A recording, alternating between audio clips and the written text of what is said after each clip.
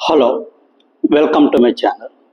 ఈరోజు ఈ వీడియోలో వైఎస్ఆర్సిపి ప్రభుత్వం అధికారంలో ఉన్నప్పుడు అంటే 2019 నుంచి 2024 వరకు మన ఆంధ్రప్రదేశ్లో సెంట్రల్ గవర్నమెంట్ దగ్గర నుంచి అంటే కేంద్ర ప్రభుత్వం నుంచి ఎన్ని పథకాలకి ఎంతవరకు వనరుల్ని వాళ్ళు సంపాదించుకోగలిగారు, అదేవిధంగా కూటమి ప్రభుత్వం కేంద్ర ప్రభుత్వం నుంచి ఎంతవరకు పథకాలకి ఎంతవరకు వనరుల్ని సమకూర్చుకుంటుంది అనే విషయం గురించి ఈ వీడియోలో చర్చిద్దాం. మన రాష్ట్ర ప్రభుత్వానికి చాలా వరకు పన్నుల రూపంలోని లేకపోతే సెంట్రల్ గవర్నమెంట్ ఫండ్స్ రూపంలోని చాలా వరకు ఈ వనరులు అనేవి సమకూరుతాయి. కాకపోతే ఇవి ఫిక్స్డ్గా అన్నిట్లోని కొన్ని ఫిక్స్డ్గా ఉంటాయి. అంటే ట్యాక్స్ రూపంలో సెంట్రల్ గవర్నమెంట్ మనకి ఇచ్చే ఫండ్స్, లేదంటే మన సొంత ట్యాక్సుల ప్రకారం వచ్చే ఫండ్స్, ఇటువంటివన్నీ మన రెవెన్యూకి చేతకూరుతాయి. కాకపోతే కొన్ని స్పెషల్గా కేంద్ర ప్రభుత్వం వాళ్ళు పథకాలు అనేవి ప్రవేశపెడతారు. ఆ పథకాలకి రాష్ట్ర ప్రభుత్వం తరఫున కొంత మ్యాచింగ్ గ్రాంట్ ఇస్తే దాదాపు 10%, 20%, 30% అనేది ఆ పథకం మీద ఆధారపడి ఉంటుంది. అది మ్యాచింగ్ గ్రాంట్గా ఇస్తే సెంట్రల్ గవర్నమెంట్ వాళ్ళు కూడా దాని మీద మిగతా అమౌంట్ని వాళ్ళు వేసి ఆ పథకాన్ని వాళ్ళు పూర్తి చేయడం జరుగుతుంది. కాకపోతే ఇక్కడ రాష్ట్ర ప్రభుత్వాలు ఆ మ్యాచింగ్ గ్రాంట్ని కంపల్సరీగా వాళ్ళకి ఇవ్వడం జరగాలి. వైఎస్ఆర్సిపి ప్రభుత్వం ఉన్నప్పుడు ఈ కేంద్ర పథకాలకి మ్యాచింగ్ గ్రాంట్లు ఇవ్వకుండా దాదాపు 39,000 కోట్ల రూపాయల పైన నిధుల్ని మనం 5 ఏళ్ళలోనే వదులుకోవడం జరిగింది. కాకపోతే ఈ కూటమి ప్రభుత్వం వచ్చిన తర్వాత దాదాపు 82 పథకాలకి వాళ్ళు మ్యాచింగ్ గ్రాంట్స్ విడుదల చేసి అంతకుముందు ఉన్న పెండింగ్ పేమెంట్స్ అన్నిటినీ విడుదల చేసి మా సర్టిఫికేట్స్ అన్ని సెంట్రల్ గవర్నమెంట్కి పంపించి కేంద్ర ప్రభుత్వం నుంచి మరిన్ని నిధులు తెచ్చుకోవడం అనేది జరిగింది. ఈ పథకాల్లో కొన్ని ఉదాహరణకి చెప్పుకుందాం. ముఖ్యంగా ఈ ప్రధానమంత్రి గ్రామీణ సడక్ యోజన అనే ఒక పథకం ఉంది. ఈ పథకం ద్వారా గ్రామాల్లోని ఈ సిమెంట్ రోడ్లు, మట్టి రోడ్లు, ఈ గ్రామాలకు వెళ్ళే రోడ్లు అనేవి నిర్మించడం జరుగుతుంది. ఈ గ్రామాలకు వెళ్ళే రోడ్లు నిర్మించేటప్పుడు 20% వరకు అనుకుంటా, కరెక్ట్గా పర్సంటేజ్ తెలీదు, 10%, 20% అనేది రాష్ట్ర ప్రభుత్వాలు భరిస్తే మిగతా 70-80% నిధుల్ని కేంద్ర ప్రభుత్వం వాళ్ళు సమకూర్చి ఆ రోడ్ను పూర్తి చేయడం జరుగుతుంది. మనం చాలా వరకు చూసాము. వైఎస్ఆర్సిపి ప్రభుత్వం ఉన్న టైంలో రోడ్లు అనేవి ఎక్కడా వేయడం జరగలేదు. అది చాలామందికి అనుభవం అయ్యే ఉంటుంది. కాబట్టి వాళ్ళు మ్యాచింగ్ గ్రాంట్స్ విడుదల చేయకపోవడం వల్ల కేంద్ర ప్రభుత్వం వాళ్ళు కూడా ఆ పథకం కింద ఏ విధమైన నిధులు కూడా వాళ్ళు ఇవ్వడం జరగలేదు. కూటమి ప్రభుత్వం వచ్చిన తర్వాత వాళ్ళ పెండింగ్ బిల్లులన్నీ క్లియర్ చేసి మిగతా కొత్తగా రోడ్లు వేయడానికి వాళ్ళ మ్యాచింగ్ గ్రాంట్స్ రిలీజ్ చేయడం వల్ల కేంద్ర ప్రభుత్వం వాళ్ళు మిగతా గ్రాంట్ని రిలీజ్ చేసి దాదాపు 450 కిలోమీటర్ల రోడ్లు ఆల్రెడీ వేయడం జరిగింది. ఇక రెండవది సమగ్ర శిక్ష అభియాన్ కింద బడుల్లో మౌలిక సదుపాయాలు కల్పించే పథకం.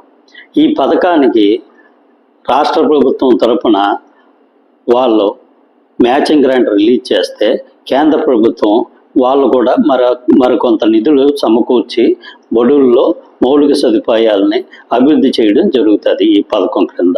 కాకపోతే గత ప్రభుత్వంలోనే మ్యాచింగ్ గ్రాంట్స్ రిలీజ్ చేయకపోవడం వల్ల పెద్దగా ఈ పథకం వల్ల ఏమాత్రం ఉపయోగం జరగలేదు. కాకపోతే కొన్ని నాడు నేడు కార్యక్రమంలో కొన్ని చేసినట్టు ఉన్నారు. కాకపోతే అది పూర్తిగా రాష్ట్ర ప్రభుత్వం నిధులతోనే జరిగింది.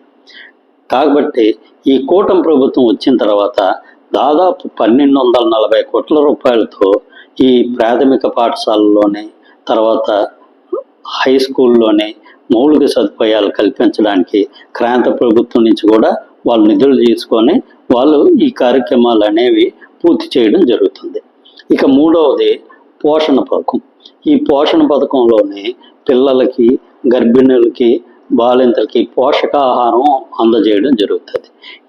దీనికి కూడా గత ప్రభుత్వంలో ఏమాత్రం మ్యాచింగ్ గ్రాంట్లు రిలీజ్ చేయకపోవడం వల్ల దీనికి సంబంధించి కూడా ఏ విధమైన నిధులు కేంద్ర ప్రభుత్వం నుంచి రాలేదు. కానీ కూటమి ప్రభుత్వం వచ్చిన తర్వాత దానికి కూడా చాలా వరకు నిధులు తెచ్చుకోవడం జరిగింది. ఇక ఇంకోటి జాతీయ ఆరోగ్య మిషన్. ఈ జాతీయ ఆరోగ్య మిషన్లో గర్భిణులు, నవజాత శిశువులు, పిల్లల ఆరోగ్యం కోసం చాలా వరకు పథకాలు అమలు చేస్తున్నారు. వాటి వల్ల కూడా మన state government matching grants last ప్రభుత్వం ఇవ్వకపోవడం వల్ల దానివల్ల కూడా కేంద్ర ప్రభుత్వం నుంచి ఏ విధమైన నిధులు రాలేదు. కాకపోతే ఈ కూటమి ప్రభుత్వం వచ్చిన తర్వాత దాదాపు 1690 కోట్ల రూపాయలు కేంద్రం నుంచి తెచ్చుకోవడం జరిగింది. ఇవి తెచ్చుకోవడంతో వాళ్ళు దాదాపు 60,000 మంది ఉన్న ఆరోగ్య కార్యకర్తలకి గౌరవ వేతనం ఇవ్వడం, హాస్పిటల్స్లో కొన్ని పరికరాలు కొత్తవి కొన్ని ఇవ్వడం, ఇటువంటివన్నీ చేయడం జరిగింది. అదేవిధంగా జల జీవన మిషన్. ఈ జల జీవన మిషన్ అనేది గ్రామీణ ప్రాంతంలో ఇంటింటికి కుళాయి ఇచ్చే కనెక్షన్లు ఇచ్చే మిషన్ అన్నమాట. ఈ మిషన్లోని చాలా వరకు ఎక్కడ గత ప్రభుత్వం ఏ విధమైన నిధులు ఉపయోగించుకోవడం జరగలేదు. కాకపోతే ఈ పథకం గడువు గత సంవత్సరం 2024లోనే కంప్లీట్ అయిపోవడం జరిగింది. దీనివలన ఏ విధంగా ఆంధ్రప్రదేశ్ ప్రభుత్వం బెనిఫిట్ పొందలేదు. కాకపోతే కూటమి ప్రభుత్వం వచ్చిన తర్వాత శ్రీ పవన్ కళ్యాణ్ గారు, శ్రీ చంద్రబాబు నాయుడు గారు కేంద్ర ప్రభుత్వం వద్దకి చాలాసార్లు వెళ్ళి వాళ్ళని అభ్యర్థించి ఈ పథకాన్ని మరికొన్ని సంవత్సరాల పాటు పొడిగించమని అడగడం వల్ల కేంద్ర ప్రభుత్వం వాళ్ళు ఈ జల జీవన్ మిషన్ పథకాన్ని 2027-28 వరకు పొడిగించడం జరిగింది. దానికి అనుగుణంగా మన కూటమి ప్రభుత్వం వాళ్ళు దాదాపు 70,000 నుంచి 80,000 కోట్ల రూపాయల వర్కులకు సంబంధించి వాళ్ళు అభ్యర్థిస్తూ కేంద్ర ప్రభుత్వానికి అర్జీలు పెట్టడం జరిగింది. వీటికి ఏమైనా నిధులు విడుదల అవ్వడం జరిగితే గ్రామీణ ప్రాంతాల్లో చాలా కుటుంబాలకి ఇంటింటికి కుళాయి అనేది రావడం జరుగుతుంది. ఇటువంటివి చాలా పథకాలు కేంద్ర ప్రభుత్వంలో దాదాపు 100 పథకాల దాకా ఇటువంటివి ఉన్నాయి. మనం కరెక్ట్గా మన రాష్ట్ర ప్రభుత్వం సరైన ఇనిషియేషన్ తీసుకుంటే కేంద్ర ప్రభుత్వ పథకాల నుంచి చాలా వరకు మనం నిధులు రాబట్టుకోవచ్చు. గత ప్రభుత్వంలో కేంద్రం నుంచి ఏ విధమైన నిధులు ఏ పథకానికి రాలేదు. కాకపోతే ఈ కూటమి ప్రభుత్వం వచ్చిన తర్వాత దాదాపు 82 పథకాలని పునరుద్ధరించడం జరిగింది. కాబట్టి ఈ కేంద్ర ప్రభుత్వం నుంచి ఏ పథకాలకి ఏమేమి నిధులు వస్తాయి అనేది కూడా మన ప్రభుత్వ అధికారులు కానీ ప్రభుత్వానికి కానీ తెలుసుంటే దానివల్ల చాలా ఉపయోగం ఉంటుంది.